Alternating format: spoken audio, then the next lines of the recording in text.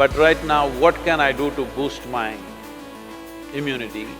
As I said, it's not an overnight solution, but in a period of time, you can do this.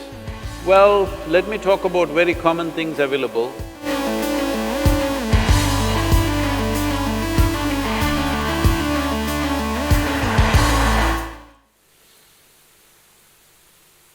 Next question is from Manisha. We have heard that in our culture, there are many ways to boost immunity with the local resources available at home. Could you shed more light on building resistance using home remedies? Well, building up immunity is not going to happen overnight, this we must know. Generally, I believe, for a variety of reasons, looking at the lifestyles, looking at the food patterns, I think this must be checked, this must be medically checked. I think southern Indian people are having a better immune system than a whole lot of other people in the world, simply because of the food patterns and the practices and the weather and various other aspects. You must understand, in a tropical climate, there are more life forms than anywhere else. Including microorganisms, the number and the variety of them is very, very high. So living in this land itself, the system becomes more resilient because we are exposed to these things all the time. That is one aspect. Another thing is food, another thing is lifestyles. All these aspects are there, being farming communities largely. Most of us, if not in this generation, in the previous generation, we've all come from farming communities. So people lived on the land, that itself gave them enormous strength.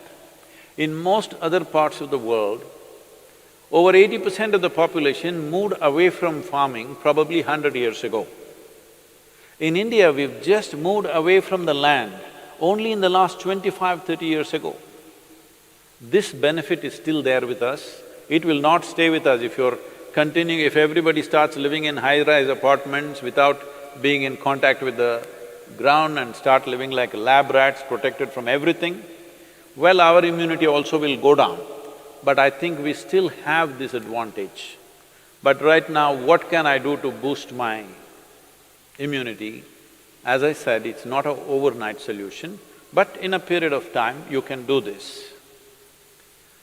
Well, let me talk about very common things available. One thing is, I must say this, we are sacred ash people, we're always ash smeared one way or the other. There are different types of ashes, if you know how to use it. I can't go about giving you instructions of this over the on the web, but if you learn to use it properly, it helps. Neem is available almost right across the country except in the mountainous places. Daily consumption of neem leaves. Turmeric is anyway available.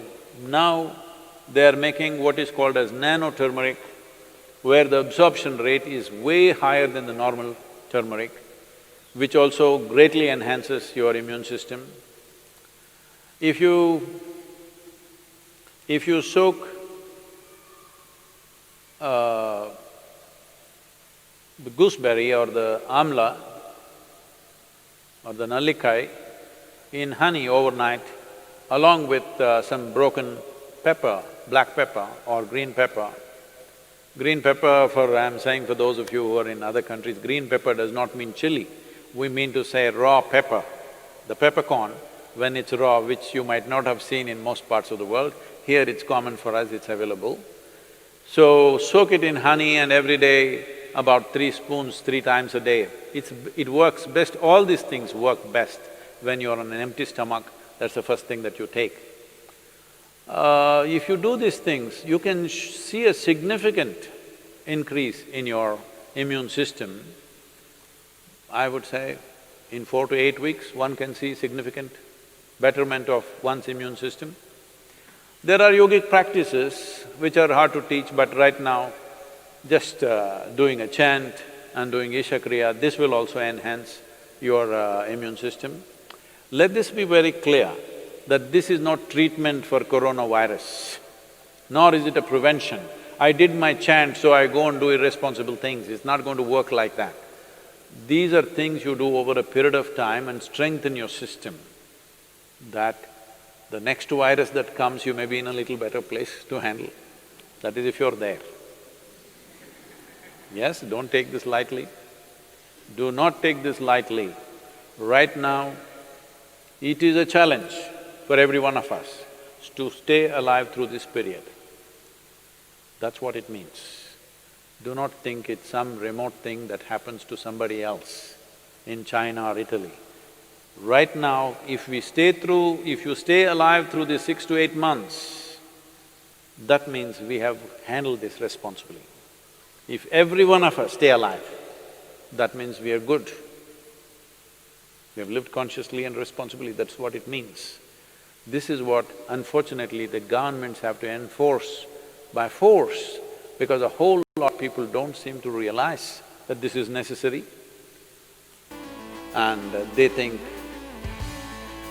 this is some fiction. This is not fiction. This is an imminent danger that we need to handle properly.